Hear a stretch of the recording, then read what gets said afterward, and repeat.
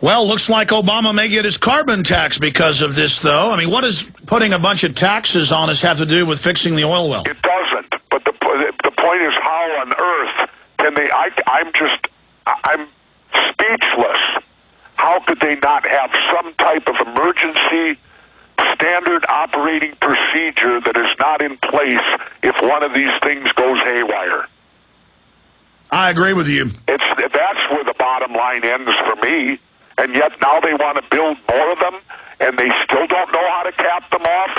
Shouldn't they learn how to cap them off if something goes wrong before we continue to drill more of them? Well, they knew how, and they ordered Halliburton and Anadarko, who were running the rig, to not follow those procedures. Who did? BP did. That's actually, I've called for a criminal investigation. Well, that's outrageous, you know.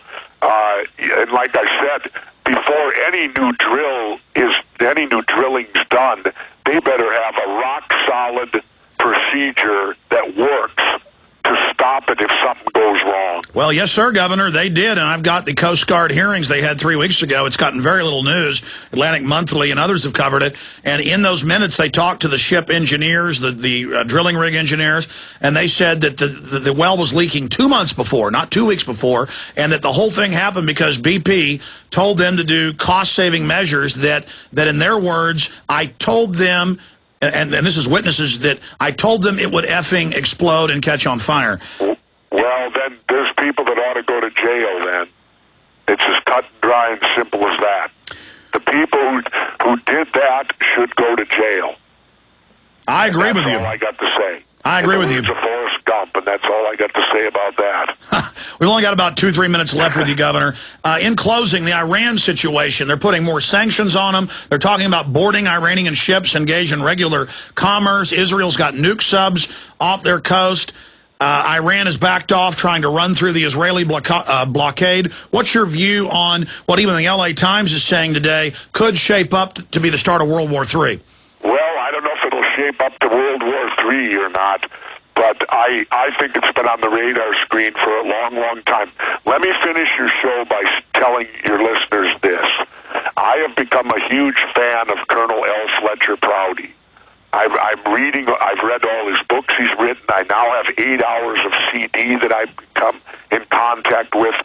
And for those that don't know who Colonel Prouty was, he died in 2001, but he always said nothing just happens.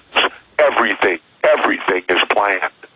And the point being is Fletcher Prouty was the Mr. X character in Oliver Stone's great movie JFK, the character played by Donald Sutherland. That's who he was in real life. And when you read Prouty's books, you will get a total new history lesson from World War II to today.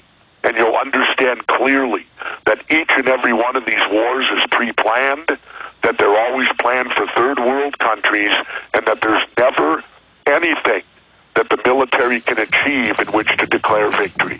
And that's exactly what we've had in every war since World War II. And Skyhorse Publishing... It does not surprise me, Alex, that we're going into Iran. I think it's been planned for decades. And Skyhorse Publishing has republished The Secret Team, available at Infowars.com. Governor Jesse Ventura, thanks for spending time.